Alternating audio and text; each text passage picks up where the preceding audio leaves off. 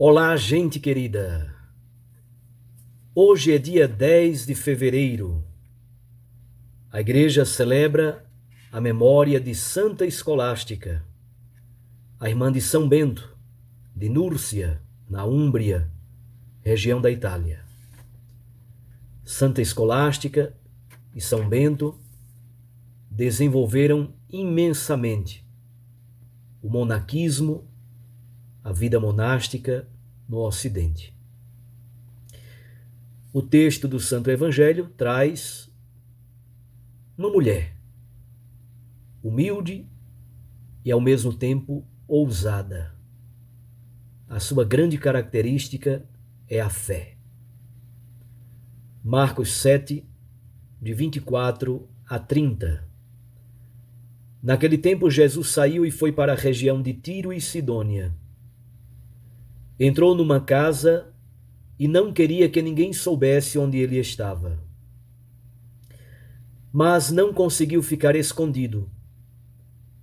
Uma mulher, que tinha uma filha com um espírito impuro, ouviu falar de Jesus. Foi até ele e caiu aos seus pés. A mulher era pagã, nascida na Fenícia da Síria.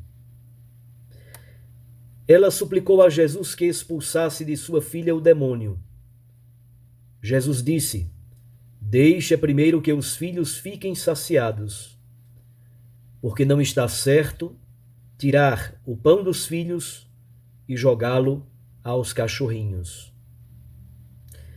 A mulher respondeu: "É verdade, Senhor, mas também os cachorrinhos debaixo da mesa comem as migalhas que as crianças deixam cair." Então Jesus disse: "Por causa do que acabas de dizer, podes voltar para casa. O demônio já saiu de tua filha."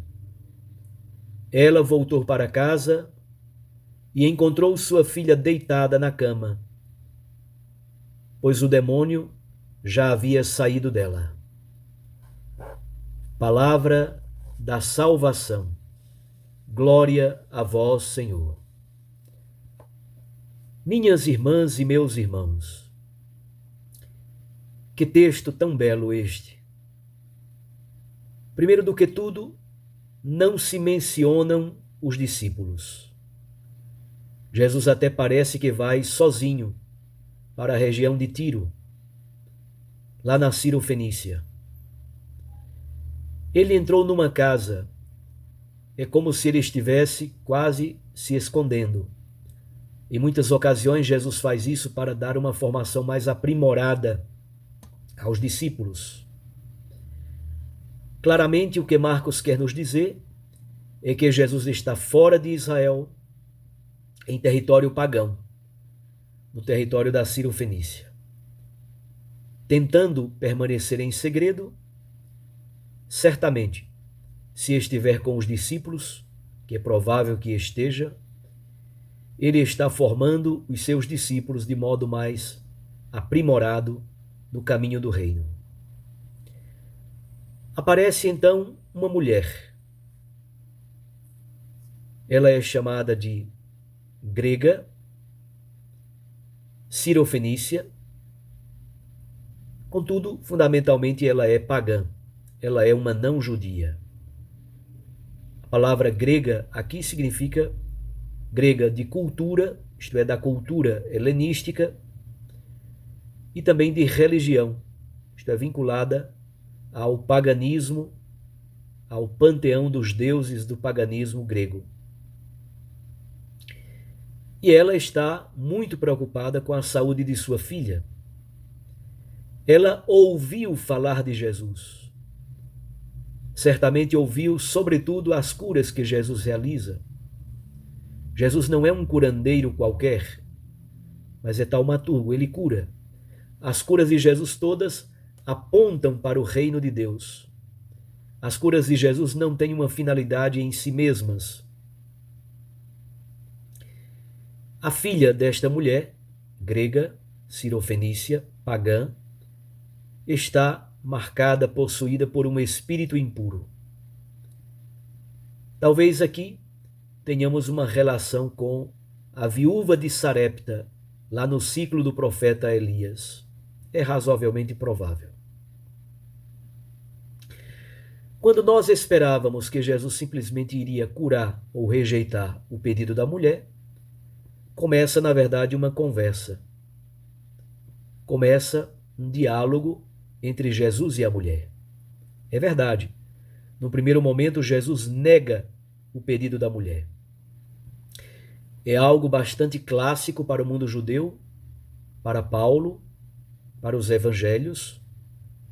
Primeiro os judeus, depois os pagãos.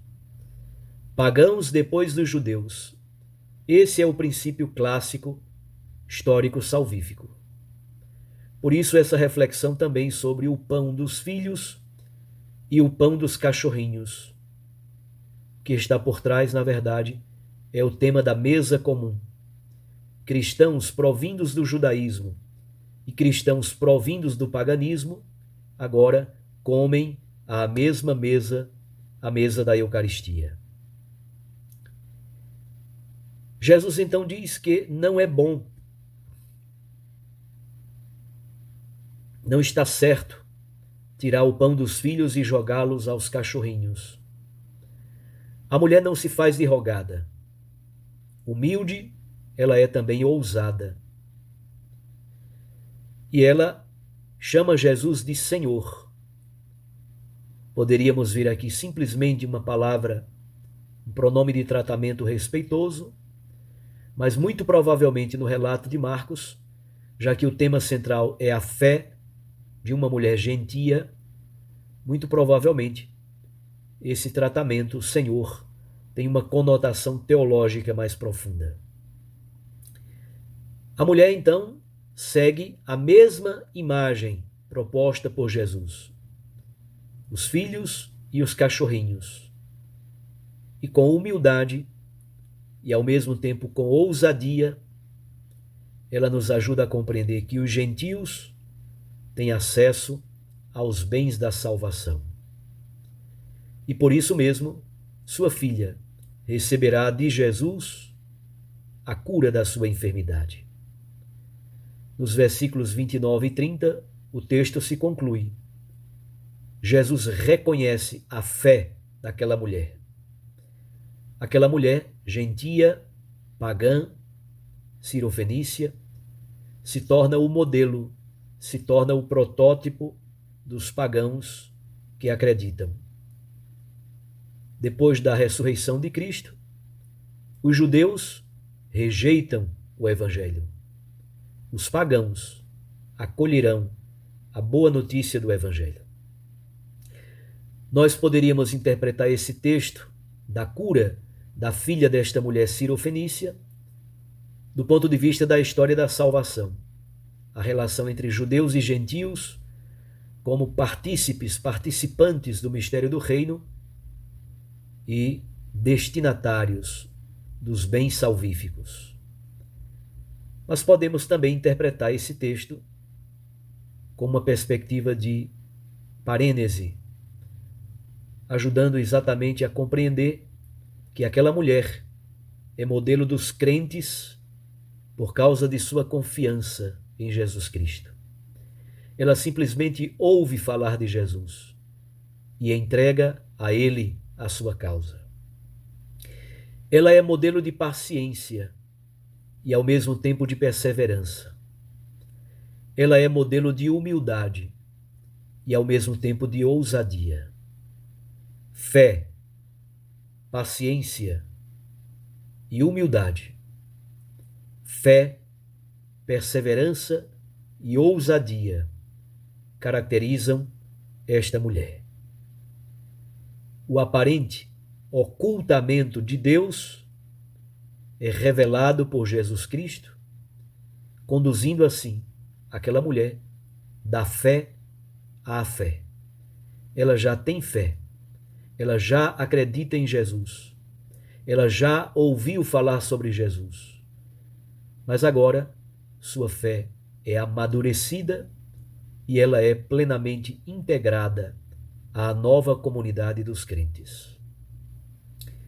Que texto tão belo! Gentios acolhidos, judeus não rejeitados. Isto é, o acolhimento dos pagãos se dá não pela rejeição de Israel, mas pelo alargamento da tenda. A tenda é alargada. E agora, judeus e gentios participam dos mesmos bens da salvação. Um abraço a você, fique com Deus e com sua Mãe Maria Santíssima. Recorde que a palavra aquece o coração e a Eucaristia nos lança para a missão. Eu os abençoo, em nome do Pai, e do Filho, e do Espírito Santo. Amém. Até amanhã, se Deus nos permitir.